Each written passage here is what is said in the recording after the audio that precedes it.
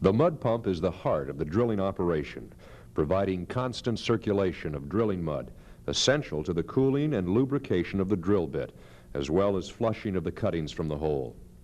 Some abrasive and corrosive materials are always present in the circulating mud, resulting in extreme wear on the pump's fluid end parts. Replacing worn or damaged fluid end parts is not especially difficult, but the proper procedure should always be followed. This is very important because mud pumps are precisely engineered to very close tolerances. Therefore, improper replacement of parts will shorten the service life of the parts and could result in severe damage to the pump. Bear in mind that a multiplex pump moves fluids at a pressure, and in order to do this, two basic types of pressure seals must be maintained in the pump. One is the non-moving type of pressure seal, such as the metal-to-metal contact between the pump deck and the valve seat taper. The other type is a moving seal, in which a flexible material maintains a pressure seal by bridging a small clearance between two parts in the manner of an O-ring. This type of moving seal must be maintained by the piston rubber, valve inserts, liner packing, and gaskets.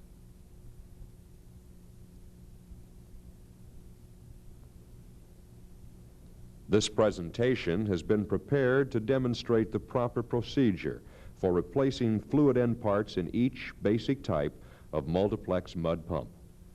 We'll start with the L-head type. The procedure begins with replacement of the piston and liner. The first step is to disconnect the liner flushing and coolant lines.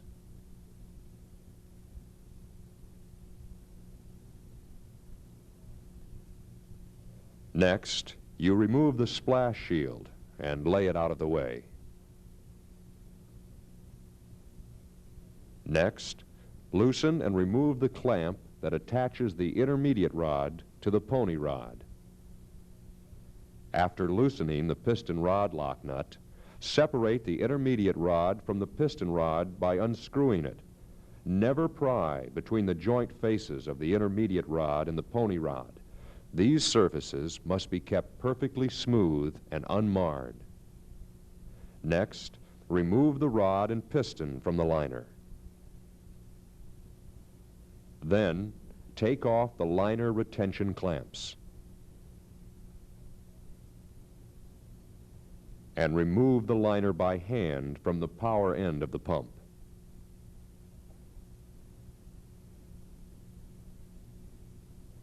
Immediately after removal of the liner, thoroughly wash out the pump to remove any remaining mud before it has a chance to dry and harden.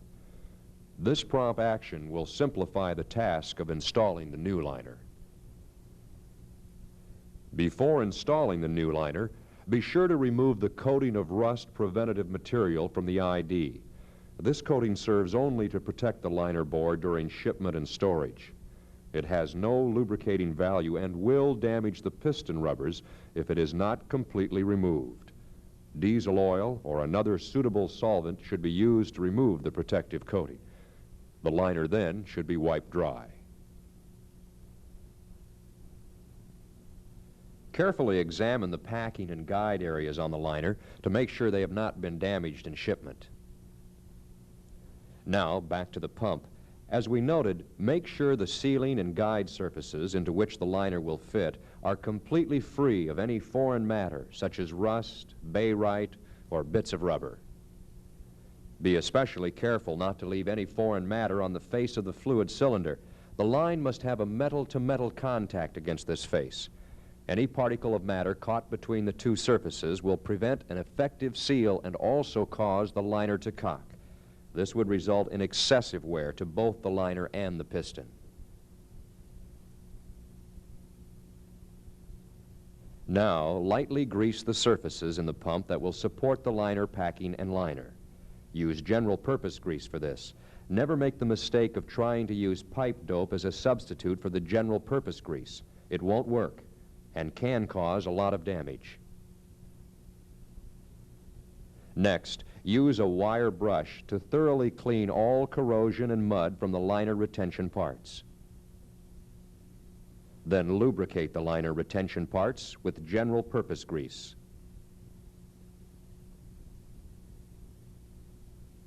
To complete the preparation of the new liner, lightly grease the guide and packing areas with general purpose grease. Also, lightly grease the liner packing and install it in the recess on the liner. Then, slide the liner carefully into place in the pump cylinder. Reinstall the liner retention assembly and tighten the liner securely against the cylinder. If there is a liner retention clamp, make sure that the two clamp faces do not come completely together when made up tight.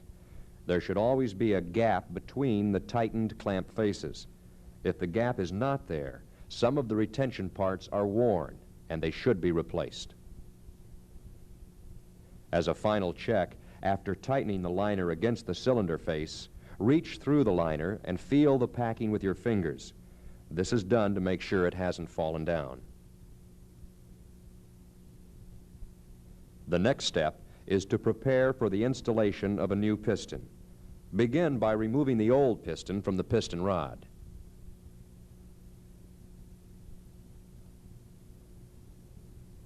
Using a wire brush, thoroughly clean the end of the piston rod. Make sure you remove all foreign matter from the threaded area and from the radius and shoulder of the rod. After wire brushing, wipe the piston rod clean with a rag. Again, be especially careful to clean the radius and shoulder area where the O-ring must make a seal. Now, lightly lubricate the O-ring that comes with the new piston using general purpose or lithium-based grease. Install the O-ring in the groove in the piston.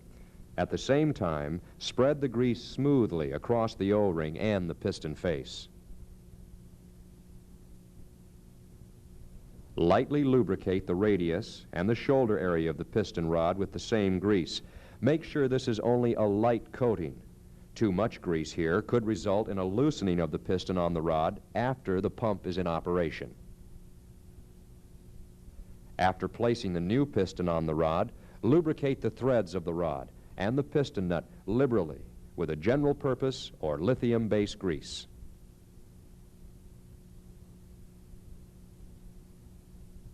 By hand, screw the piston nut onto the piston rod until the locking material in the nut makes it impossible to turn it farther by hand. If you can hand turn the nut on the rod past the locking material, the nut is worn out and must be replaced.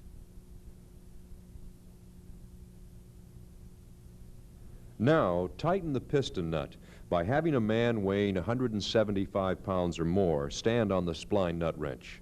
If the piston rod is 1.5 inches in diameter at the threaded end, the man should stand on the wrench at a point 36 inches from the piston nut. If the piston rod has a diameter of 1 inch at the threaded end, the man should stand on the wrench at a distance of only 18 inches from the piston nut. After tightening the nut, thoroughly lubricate the piston with general purpose grease. Also, thoroughly lubricate the bore of the liner with the same kind of grease. This is an important aid to the installation of the piston and also provides needed lubrication for startup of the pump.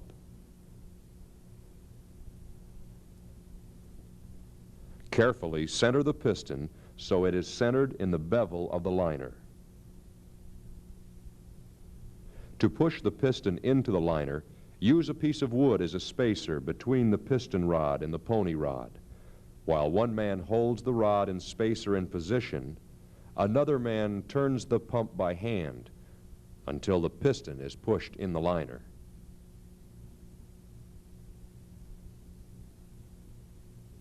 Then, turn the pump back and remove the spacer, clearing the way for installation of the intermediate rod.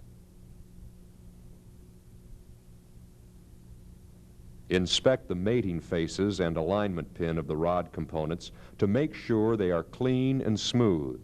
It is important that the rod faces match up metal to metal and square to the center line of the rod.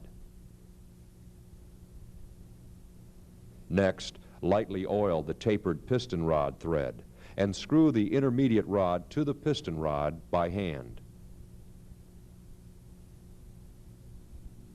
Then, lightly oil the clamping faces of the rod clamp and install it, but do not tighten the bolts at this point.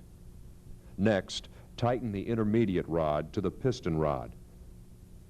This connection should be tightened with the force a man can exert on a 24-inch pipe wrench. Secure the connection by tightening the locking jam nut in the same manner and with the same force. Complete the connecting of the intermediate rod to the pony rod by tightening the rod clamp as recommended by the pump manufacturer. Be sure to bring the faces of the clamp up evenly. Also, make sure the clamp faces do not come completely together when tightened. Before reinstalling the splash shield, check and make certain the water jets are set for the size liner you are using. They should spray 5 to 7 gallons a minute per cylinder. The sizes are stenciled on the back side of the splash shield. Then reconnect the flush line and reinstall the splash shield.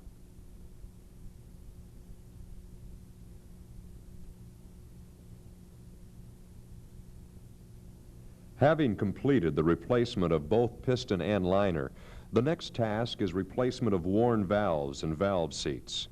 These are easily accessible on the L-head type pumps.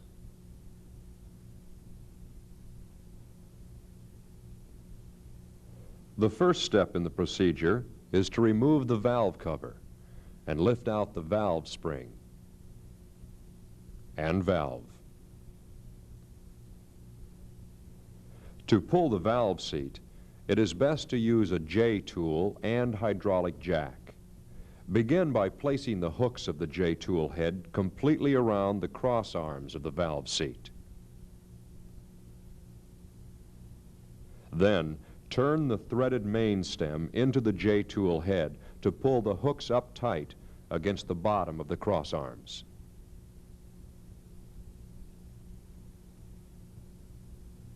Place the hydraulic jack over the main stem so it rests on the split puller block provided with it.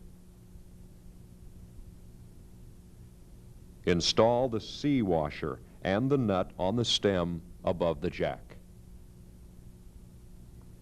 Release the hydraulic fluid return valve to compress the puller and tighten the nut as tight as you can get it. Before using the jack, install a safety chain around the puller assembly as a safety precaution. This prevents the possibility of the jack jumping off the pump and causing injury or damage. Now, pump up the hydraulic jack until the puller dislodges the valve seat.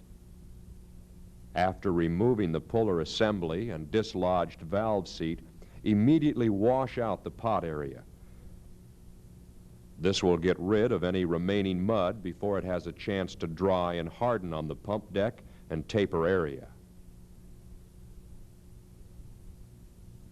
Since the new valve seat must have a complete metal-to-metal contact against the taper surface, it is very important to clean the taper and pump deck surfaces thoroughly before installing the new seat. Use emery paper to remove any accumulation of mud or rust, rubbing with a circular motion. If the pump has a shoulder built in at the bottom of the taper, be sure you clean it carefully. Any foreign matter left on this shelf would prevent a proper seal between the seat and taper.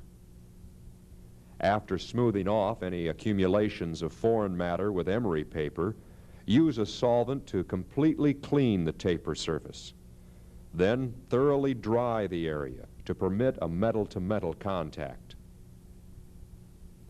To prevent the possibility of any corrosive fluid leaking onto the cleaned and dried taper surface, Use a cloth to build a temporary dam where the ports open into the pot area.